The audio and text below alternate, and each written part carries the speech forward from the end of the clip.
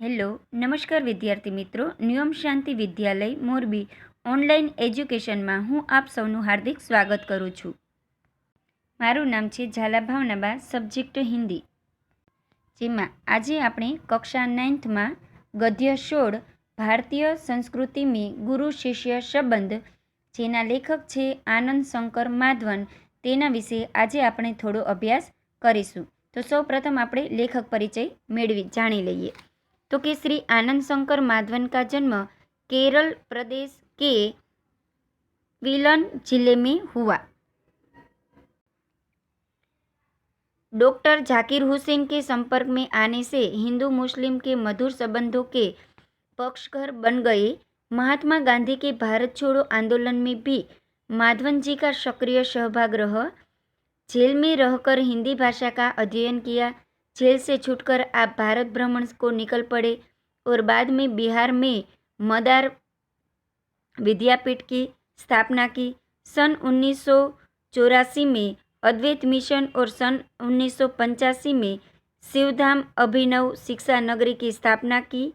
अब आप तीनों संस्थाओं के संचालक हैं. मलयालम तथा तमिल दोनों ही भाषाओं पर पूर्ण अधिकार होने के बावजूद आपने हिंदी साहित्य में सृष्टि की. आपके विषयों में दार्शनिकता, आधुनिकता एवं आध्यात्मिक का बाहुमूल्य है. बिखरे हीरे, अनल सलाका, हिंदी आंदोलन, आमंत्रित मेहमान, आरती, उषा, संजीवनी आदि आपकी प्रमुख रचना है. आमंत्रित मेहमान बिहार राष्ट्रभाषा परिषद द्वारा पुरस्कृत है. હવે આ પાઠનો ટૂંકમાં સાર સમજી લઈએ. તો કે माधवनजी ने प्राचीन गुरु शिष्य परंपरा की गरिमा को स्पष्ट करते हुए वर्तमान शिक्षा प्रणाली पर परोक्ष रूप में करारा व्यंग्य किया है. हमारे समाज में व्यावसायिक संस्कृत का बोलबाला है. इस कारण गुरु शिष्य संबंधों में परिवर्तन आया है.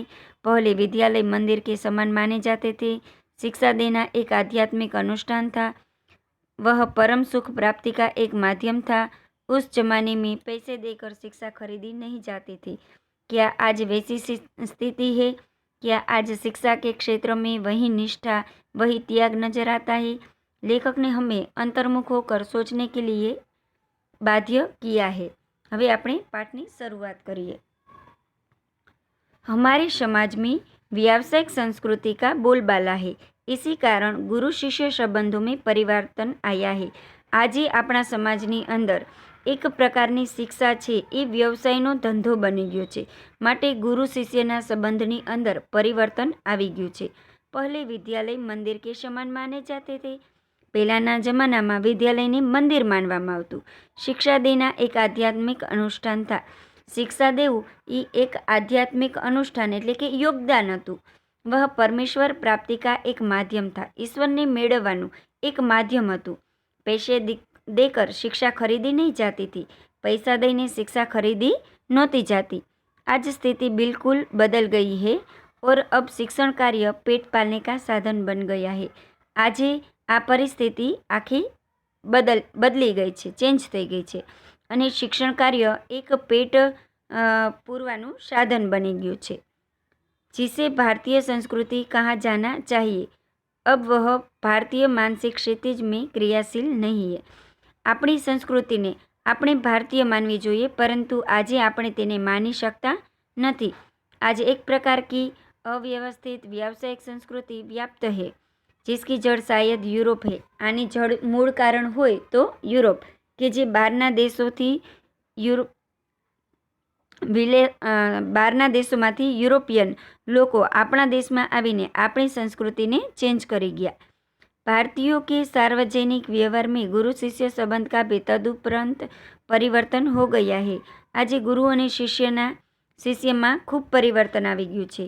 यहाँ गुरु वेतनभोगी नहीं होते थे और न शिष्य को ही शुल्क देना पड़ता था. પહેલાંના જમાનામાં ગુરુ છે એ વેતનભોગી પણ નહોતા અને શિષ્યએ તેમને પૈસા પણ દેવા પડતા નહોતા. पैसे देकर विद्या खरीदने की यह क्रय विक्रय पद्धति निसंदेह उस भारतीय मिट्टी का उपज नहीं है. આપણા દેશની આ મિટ્ટીનું આ કારણ નથી. શિક્ષણાલય એક પ્રકાર કે આશ્રમ અથવા મંદિર કે સમાન थे. શિક્ષણાલય એક પ્રકારનું મંદિર અથવા આશ્રમ માનવામાં આવતું. गुरु को साक्षात परमेश्वरी समझा जाता था। गुरु ने साक्षात परमेश्वर मानવામાં આવતા। शिष्य पुत्र से अधिक प्रिय होते थे। शिष्य છે એ પુત્રથી વધારે પ્રિય હોય છે। यहाँ सम्मान मिलना ही शक्ति पाने का रहस्य है। प्राचीन काल में गुरु की शिक्षादान क्रिया उनका आध्यात्मिक अनुष्ठान थी। परमेश्वर प्राप्ति उनका एक माध्यम है। वह आज पेट पालने का जरिया बन गई है। आज आ शिक्षण છે એ પેટ પૂરવાનું સાધન બની ગયું છે। प्रारंभ में विवेकानंद को भारत में महत्वपूर्ण स्थान प्राप्त नहीं हुआ, पर जब उन्होंने अमेरिकन नाम कमा लिया तो भारतवासी दौड़े मालाई लेकर स्वागत करने। શરૂઆતમાં વિવેકાનંદને પણ ભારતની અંદર મહત્વપૂર્ણ સ્થાન પ્રાપ્ત મળ્યું નહોતું। જ્યારે એ અમેરિકાથી પાછા આવે છે નામ કમાવીને, ત્યારે ભારતવાસી માળા લઈને દોડે છે સ્વાગત કરવા માટે। रविंद्रनाथ ठाकुर को भी नोबल पुरस्कार मिला तो बंगाली लोग दौड़े यह राग अलापते हुए अमादेर ठाकुर अमादेर कठोर सपूत। જ્યારે રવિન્દ્રનાથ ઠાકુરને પણ નોબલ પુરસ્કાર મળ્યો ત્યારે બંગાળી લોક તેમના રાગની અંદર કહે છે કે અમાદેર ઠાकुर अमादेर कठोर सपूत। दक्षिण भारत में कुछ समय पहले तक भारतनाट्यम और कथकली को नहीं पूछता था। दक्षिण भारतની અંદર પણ भारतनाट्यम અને कथकली कोई मान नહોતું, पर जब उसे विदेशों में मान मिलने लगा तो आश्चर्य से भारतवासी सोचने लगे, अरे हमारी संस्कृति में इतनी अपूर्व चीज़ें भी पड़ी थी क्या? શું આપણા દેશની અંદર પણ આવી સુંદર મજાની ચીજો હતી? यहाँ के लोगों को अपनी खूबसूरती नहीं नजर आती। અહીંના લોકોને આ खूबसूरती જોવા મળતી નથી, મગર પરાઈ के सौंदर्य को देखकर मोहित हो जाते हैं। પરંતુ બીજા દેશોને જોવે છે તો પોતે મોહિત થઈ જાય છે। जिस देश में ज्ञान पाने के लिए मैक्स मुलर ने जीवन भर प्रार्थना की, उस देश के निवासी आज जर्मनी और विलायत जाना स्वर्ग जाने जैसा अनुभव करते हैं। જ્યારે મેક્સ મુલરે આખા જીવનભર આપણા દેશ માટે પ્રાર્થના કરેલી છે, તેમને પણ જર્મની અને વિલાયત જેવું એને સ્વર્ગનો અનુભવ કરે છે। ऐसे लोगों को प्राचीन गुरु शिष्य संबंध की महिमा सुनाना गधे को गणित सिखाने जैसा व्यर्थ प्रयास ही हो सकता है। गधे को गणित सुनाना एक કહાવત છે જેનો અર્થ થાય છે વ્યર્થ પ્રયાસ કરના, એટલે કે છે આવા લોકો પાસે વ્યર્થ છે કે ગુરુ શિષ્ય સંબંધ। તો વિદ્યાર્થી મિત્રો, અહીંયા સુધીનું તમને સમજાઈ ગયું હશે। આના પછીના લેક્ચરમાં આપણે ત્યાર પછીનો અભ્યાસ કરીશું। Thank you.